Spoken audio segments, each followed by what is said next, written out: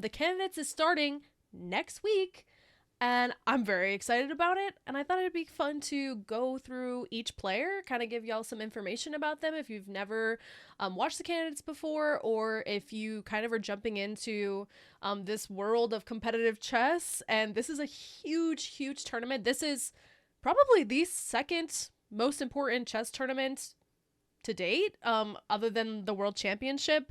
This is what gets them to the World Championship. If y'all don't know how the Candidates work, basically it's a tournament of 8 different players, and whoever has the most points at the end of the tournament will face the former world champion, which right now the current reigning world champion is Zhu Jun, and she has been kind of dominating in the world championship scene. I think she's won her 4th title, and so now she's going for her 5th.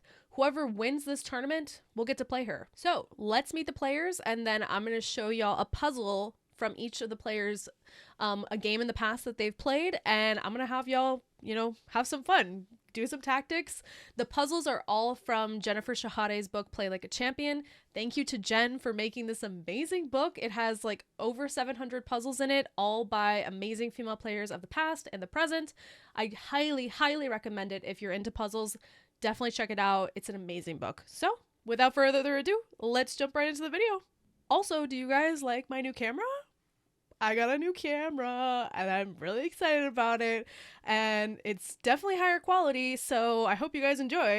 All right, let's start it off. First, we have Grandmaster Lei Tingjie. She is one of my favorite players, and I also think she has a huge shot of winning this tournament. She won it last year. She played against Zhu Jun in the championship last year, the World Championship, and she was really up to par in my opinion. I mean, it was a really close match. It went all to 12 matches, and then in the last match she lost, and so Zhu Jun retained her title. But I think she definitely has a chance of winning this, because she's done it before last year, or I guess it was the year before, but the last Candidates. And so I think that she can definitely do it again. In terms of rating, she's 2550 currently. She's number 4 in the world for women. And her qualification path was she got the spot in the Candidates from being the 2023 World Championship challenger.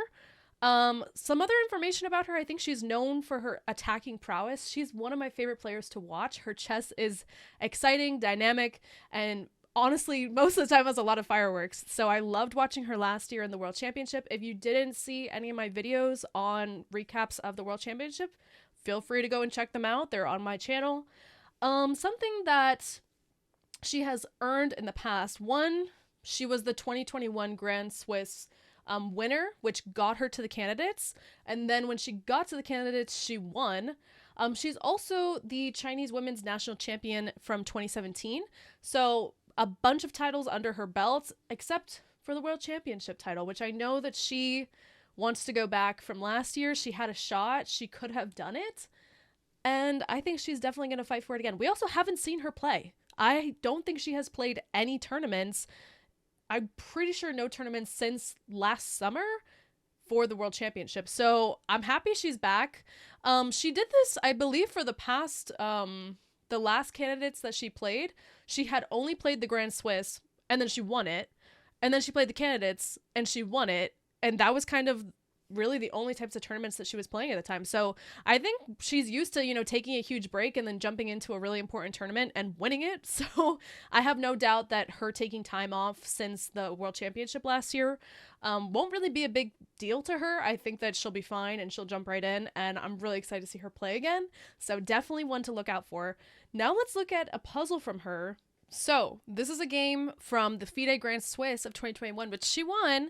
And this is Lei Tingjie with the black pieces and Irene Sukander with the white pieces. Take a second to look at it. Pause the video if you'd like. It is black to move. Did you figure it out? All right, so the move is Rook G8. This is a beautiful move because she is threatening Knight to F4 as well as threatening G4. So actually white resigns here, because if she plays anything else, which really she doesn't have much, say she plays bishop takes F7, and you don't even have to take the bishop, which I think is just like such a beautiful thing. You don't even have to take the bishop. You can just play the immediate G4, because now say you take the rook, it doesn't even matter, because G takes F3, threatening mate here, and there's nothing that white can do about it. If knight to f4 to try and defend this square, it's really just a delayed mate because there's nothing that white can do. And white basically has to sack everything and then, just get mated. And so I think there's also two mates here, which I think is really nice. So white basically had to resign in this position because there was nothing that they could do. If instead you do the wrong move order, which it's so important sometimes to try and find the right move order, because if instead she plays, say, queen takes f3 first, now white can play knight to g3 and they're still in the game and everything's okay. And so you have to wait. And you also can't play knight to f4 first, threatening here, because after knight takes f4, g takes f4, and you're thinking, oh, I have this coming after, white has king to h1, and white is fine and staying in the game because the rook can now come over here and they're going to be okay, and now everything's defended. And so it's so important to find the right move order, get all your pieces involved, and rook to g8 is just so nice from Lei. Beautiful game. I love this move, rook g8. Next we have Grandmaster Vaishali Rameshbabu, who is such a fan favorite. I love her. I'm so happy that she made it to the candidates. I followed the Grand Swiss. She won the Grand Swiss, which is how she qualified for this candidate spot. She dominated. I mean, like, top form. She did not lose a single game, and she came in first and therefore qualified for the candidates. She is definitely I would say a bit of an underdog because she has never played in the candidates before, and there's a lot of history in the candidates between these players. A lot of these players have been playing for decades with each other, and so they have a lot of history and or experience as well. In the candidates, it's a lot of pressure. You really are going to have to hold your nerves. And so playing for the first time is definitely a disadvantage for the players if this is their first time versus players who've played in the past like multiple times, or even won the candidates and played in the world championship or won the world championship. So there's definitely experience that comes into play. However, I think that she has a really good shot. She's currently rated 2481. She is number 15 in the world for women. She also recently got the GM title, so it's technically not official according to FIDE, but she did have all her norms and she passed 2500 in the live ratings. FIDE just has not awarded her the title yet, so she's technically considered an IM, but I'm calling her a GM because she is. FIDE just hasn't given her the title yet, but she has met all of the requirements. She's also the third woman from India to ever obtain the GM title, so I think that's also a really cool thing. And I'm so excited to see her play. I think if she plays like how she did in the Grand Swiss, she'll have a huge shot of winning this because she was in top form. So this puzzle is between Vaishali versus Yufa in BL in 2021. This is a really pretty puzzle. Vaishali is with the white pieces. Take a second to see it's white to move. Pause the video, try and figure it out. If you're still here and you need a hint, the hint I'll give you is pawn promotion. So the move is bishop to b7, sacking the bishop, because if rook takes b7, c8, queen. Next up we have Grandmaster Alexandra Goryachkina, who is no stranger to the candidates. She has played here before. She has played in the championship before. So she is used to this. She is qualifying via being the runner-up in the Women's Grand Prix. She is currently number 3 in the world for women, and her rating is 2553. She actually won the candidates in 2019 and then played in the World Championship in 2020 versus Ju Wenjun and lost. And actually she lost in rapid tie breaks, which I think if you can make it to tie breaks in a World Championship, you almost are deserving of the title. I think you've made it all 12 matches, and I think that that's, or I guess it depends on the format. They used to do a knockout format, and then they went to doing just like a match between two players. But so I'm talking about specifically within the match between two players. I think if you can make it to tie breaks, you're pretty much very capable of winning. So she has almost made it before. I know that she wants that crown. She has not been world champion before, and I think that she is deserving of it. She's definitely capable of doing it, and she has had many a tournament where she has won. She won the World Cup actually versus Salamova in 2023. in tie breaks, which is pretty cool.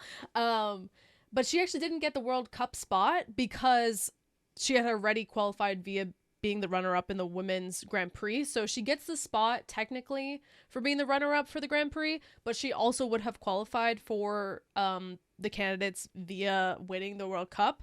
So she was going to be here regardless. She had multiple paths she could have taken. Yeah, I think she's definitely one to look out for. I think she has, if not the best chance of winning, she's definitely tied then with Lei Tingjie, I would say. I think it's going to be either of them that definitely have the best odds of winning in terms of they've been here before, they know what they're doing, and also they're on form. So it's definitely, I feel like, going to be a mix-up between those two, but it technically could be anyone, but I would probably bet money on either Goryachkina or Lei. So we'll see. This puzzle is between Kadem and Goryachkina in India in 2014. This is probably one of my favorite puzzles that I'm going to show y'all today. Goryachkina is with the black pieces. It is black to move. Pause the video, try and figure it out. All right, did you guys figure it out? So we see the dynamics of the position. Black is definitely putting pressure on white. Neither of them are castled. Neither of them are developed. And Goryachkina strikes out with the move G5. A beautiful move. She's intending to kick this knight out of the way so that she can take this knight. Because now, after bishop to G3, now she plays G4. Such a nice move. The knight has to retreat. Say it goes to E5. Oh, sorry. Knight takes D2. And it's over because if white takes, then there is a beautiful pin. And this was the idea of the whole position. Pin it to win it. Really does work. And instead, say she went knight to h4, it's still the same idea. It doesn't matter where the knight was going to move. They would have lost the knight anyway on d2. So, beautiful move by Goryachkina. Striking out. She's not castled. She's not developed. She doesn't care. She's playing g5. And I think that also, psychologically, it is so difficult to play g5 in this position. Like, it's just such a wild move. It does, because she kind of wants to move her bishop and then probably castle. And so playing g5 just takes all of that out. But when tactics are in the air, you just got to go for it. And she does. And this is a really nice game from her. Next, we have international master Nurgul Salimova, who was inches away from winning the World Cup last year. She was runner-up to Goryachkina in tie breaks. She was so close to making it. She's also the only international master to be in the candidates. However, do not sleep on her, okay? She has 2 GM norms. She is almost a grandmaster. She has been playing really well recently. She's number 37 in the world for women. She is rated 24-26. She's definitely the underdog pick, I would say. Just 1 from experience, and 2, she's the only international master here. I think she's really good and rapid, which is, I think, what was one of the main things that helped her in the World Cup, just format-wise, having more rapid games versus just plain old classical. I'm excited to see her play. I am rooting for her. I hope that she does well. And I think that she is definitely the underdog, but I think she still has a chance. And I think if she plays in top form, she'll do well. I do know that this being her first candidate's nerves are going to be probably insane. I can't even imagine that feeling. I get stressed out from playing like local club tournaments, let alone one of the biggest tournaments in the world, and having a ton of eyes on you. I mean, she's done it from the World Cup. That was a huge tournament, and she was able to hold her nerve. So I think that if she is able to do that in the candidates, I think she'll have a good shot. And then she just needs to really play well in classical just as well as she does in rapid, which I think she has a chance of doing that. This puzzle is really cool because it's between Salimova and Anna Muzychuk, who is also in the candidates, and this is from the World Cup where Salimova was runner-up. So this is one of the positions from a game between Salimova and Anna Muzychuk. Salimova is with the white pieces, and it is white to move. I'll give y'all a few seconds. Feel free to pause the video. And what would you have played in this position as white? This is so beautiful. It's destruction at its best. Rook takes d5, a brilliant move, because after e takes d5, bishop to b6, and black is forced to resign because if you take the bishop, oh no, queen sacrifice, and it is mate. Beautiful, beautiful find from Salamova. And also, if you don't take the bishop here, what else are you gonna do? It's pretty much lost. If you do anything else, you're just like completely lost. Say you play like queen here, it literally just doesn't matter. It's gonna be the same idea, and it would have been mate anyway. So there's really no way of avoiding this. I think the only thing that black has here is probably this, and this is just a resignable position. I mean, maybe you could even take with the queen here. This is just completely lost, and Salamova forced resignation. Anna Mozarchuk resigned, and a beautiful find from her. Rook takes d5. I love this. And I think if she plays like this again, she'll have a really good shot in the candidates coming up next week. Grandmaster Anna Mozarchuk. She has honestly been dominating in the chess world for a very long time, over a decade, if not 2 decades, I'm not sure. I would say probably the last decade. She is no slouch. She knows what's up. She's been in the candidates many a time in the past. She is number 8 in the world for women. She is currently 25-20. She qualified via being the 3rd place spot in the World Cup. It's actually kind of funny because she qualified being 3rd place, but also she would have qualified by being in 2nd place in the Grand Swiss, but because she had already qualified via the World Cup, she doesn't get the Grand Swiss spot and somebody else gets it, which I think is just kind of wild. There was multiple ways that she could have qualified. She, in the past, has played in the candidates before, and also she has won the Women's World Rapid Championship in 2014.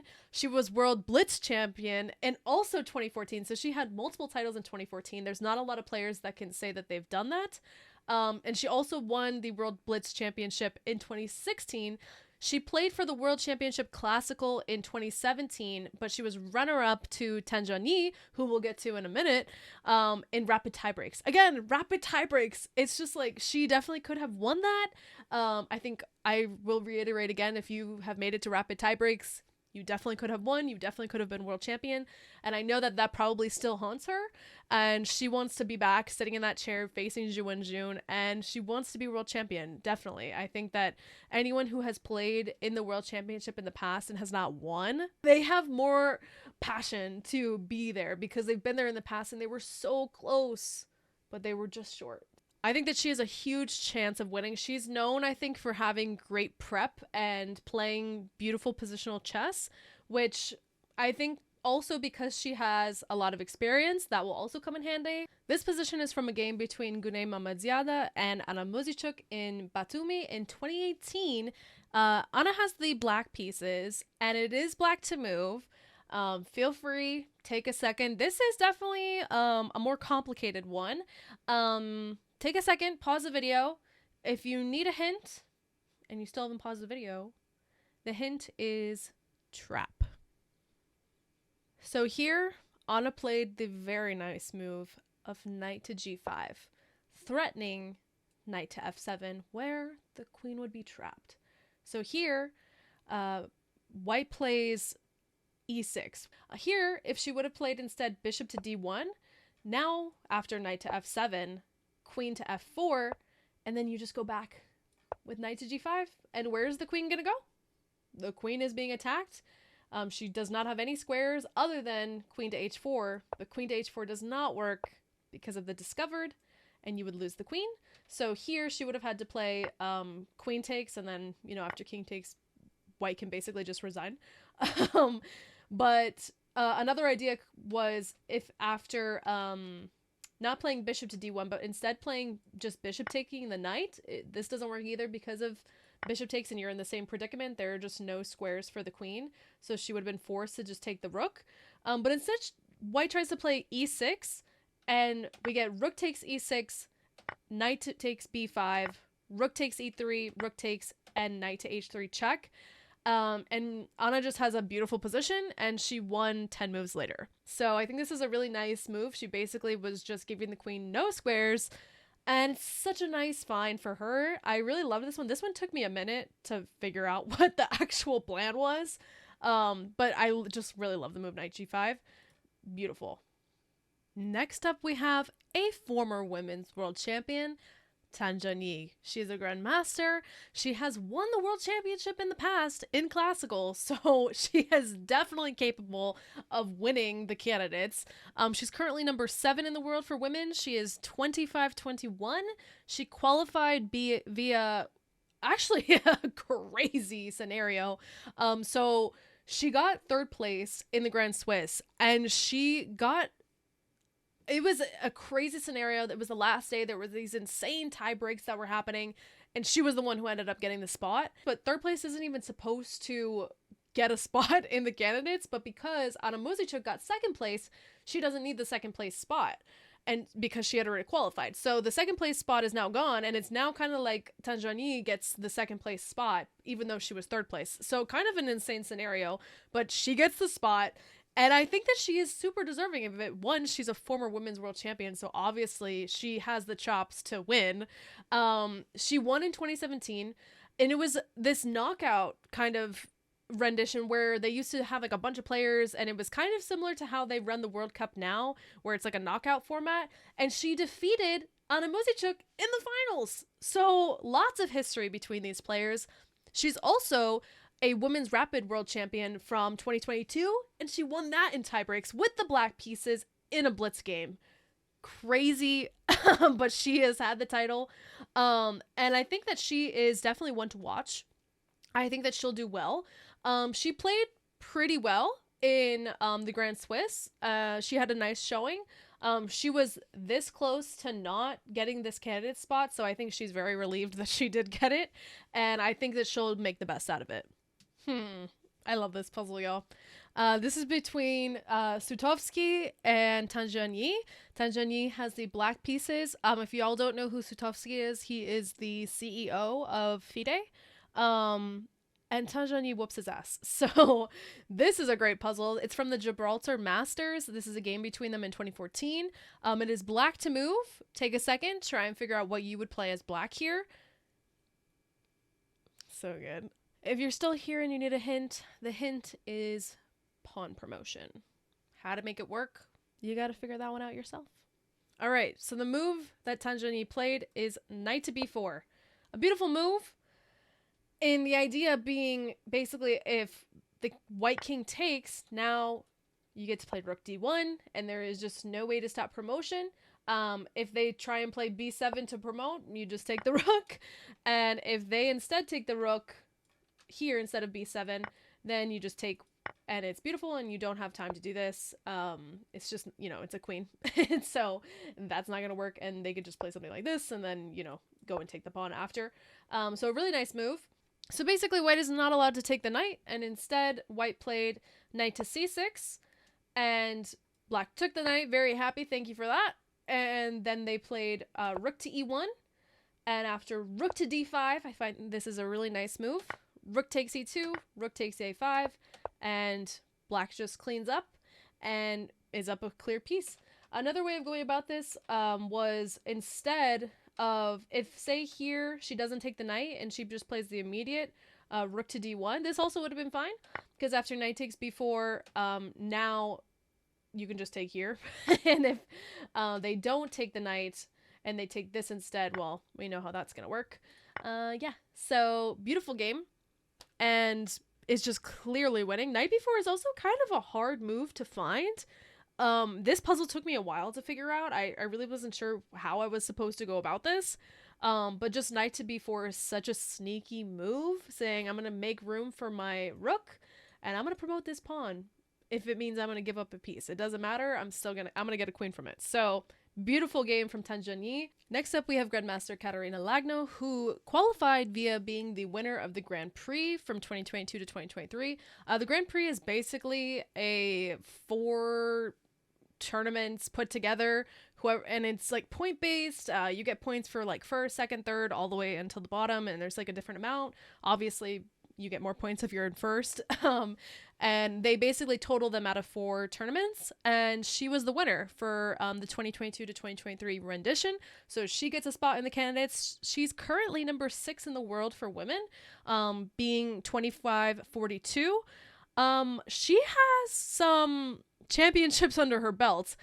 She was Rapid World Champion in 2014, and she was Blitz Champion for the world in 2010, 2018, and 2019. She also played in, so there was actually, in 2018, there was like 2 world championships for some reason. Don't ask me why, I don't know. But there was 2, and the one that, so June won the one that was in the beginning of the year. And then later on in the year, they had a knockout format, which a bunch of players played. Katarina made it to the finals versus Ju Jun. Again, Ju Jun making it to the finals. Like, she doesn't care. She, like, you want her to play a 12 match versus only one player? Fine. She's got it. You want her to play a knockout event? Don't worry. She'll make it to the finals and win. Katarina lost basically in the finals. So she was almost world champion, but she was this close. And Ju Jun still won. So she definitely wants to win for sure, because she was so close to getting the title in the past. Definitely that one still stings for her. That was in 2018. So yes, it was, 6 years ago, but it definitely probably still haunts her. So she definitely wants to win this, and I think that she has a good chance.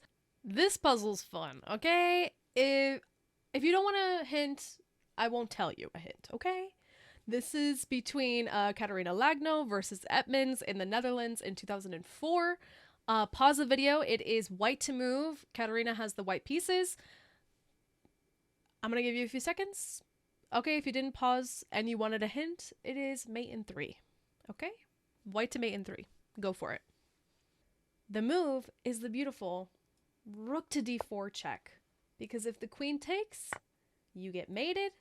And if black doesn't take the rook and instead wants to be a little spiteful and prolong the inevitable, they would play bishop to e4, and after rook takes, they block, and the beautiful rook takes g4 mate. So a really nice mate in 3 puzzle for you there. And last, but certainly not least, one of my favorite players, Grandmaster Konoru Humpy. Ooh, girl, she is one to watch out for. She is an amazing player. She's currently number 5 in the world for women, rated 25-46. She qualified for the candidates via being the highest rating spot.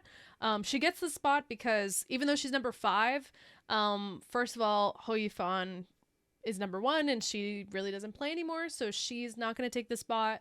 And then we had Ju Jun, who's not going to take the spot, obviously, because she can't play. She's already qualified for the World Championship by being the former women's world champion and reigning. And then above her also was Goryachkina, who already qualified, and then Lei Shijie, and she already qualified as well. So Humpy gets the spot, and I think that she's super deserving of it. She is the World Rapid Chess Champion from 2019. She played in the World Championship, the Classical, in 2011 versus Ho Yifan. They were both actually ranked 2nd and 3rd in the world at the time, which I think is pretty cool that the 2nd and 3rd were facing off. Only one who was above them was Judith Polgar, but Ho Yifan won. And so I know that Humpy definitely wants a win. She definitely wants to play again.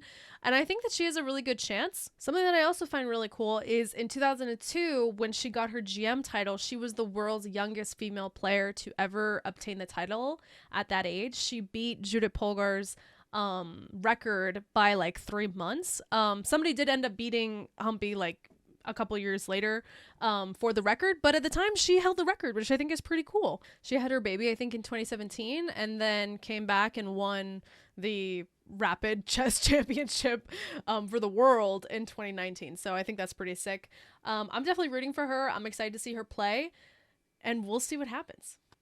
All right, so our last puzzle is between Konoru Humpy versus Seger in Budapest in 2005. So we're rolling it back almost 20 years ago. But this is a really beautiful position from this game. It is white to move. Take your time, pause the video. I'll be here.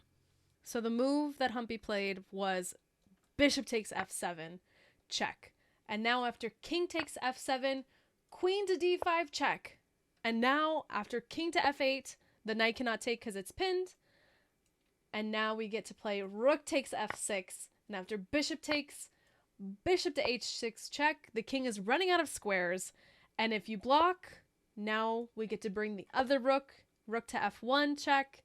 And after king to e8, it would be mate on e6. The move order matters, okay? Because if back here you play first, instead of playing queen to d5 check, instead if you play rook takes f6 first thinking it's going to work, now they can take with bishop takes f6. And if you play now queen to d5, king to g7, and the king gets to run away, and black is actually just completely winning now. So remember, move order matters. Calculate until you know it's correct, especially in a forcing variation like this with checks and it's a forced mate. I think this was a really nice puzzle. It took me a little bit to figure out because I was trying to figure out the move order. But the beautiful bishop takes f7 is just so nice, just completely giving up material for mate. We love to see it. And that is it. Those are our players. It starts next week. The candidates. I'm so excited, y'all. I hope you're just as excited as me. I'm going to be doing recaps, so expect to see them. We're going to have a ton of rounds. I'm so excited. It'll be pretty much all the month of April. We start on April 4th. On Thursday is going to be round 1. And I'll see y'all here for the recaps. Let me know in the comments who you're rooting for. I want to know. Give me a reason why, who you're rooting for. I'm personally rooting for Lettinger or Vaishali. I love them both. I think their chess is just so fun to watch. And I think they're really fun players too. And so I'm rooting for either of them. And I think that Lei has an amazing chance. And if Vaishali plays like she did play in the Grand Swiss, I think she also has a really good chance. So we'll see what happens. I'll see y'all for the candidates coming up soon. I hope you enjoyed the video. Also, huge shout out to Jennifer Shahade for making the amazing book Play Like a Champion, and that all of these puzzles were in. If it wasn't for her, it would have been much harder for me to find these positions. So huge shout out to her. If you haven't read her book, go and buy it. It's amazing, and it'll have you playing puzzles for days. So I also think it's fun to have puzzles that you can relate to with, like, you can relate to a player's name to it, and it brings more feeling to the puzzle, which can help you remember it. So I think that that's also fun. Sometimes when you just play on like Lichess or chess.com and they're just like randomly generated kind of computer puzzles, there's not really any attachment to them, and so you're maybe not going to remember them as much. So I think that's one of the benefits of having a puzzles book, is you're seeing who played this, when they played it, and you're like, oh my god, Vaishali played this puzzle, oh, that's so cool, and maybe you'll remember the tactic better because of that. So memory works in weird ways, and I think that definitely buy her book if you haven't. I hope y'all enjoyed this video. It was so fun to make. I'm so hyped for the candidates, and I'll see y'all then for the recap of round 1. Bye.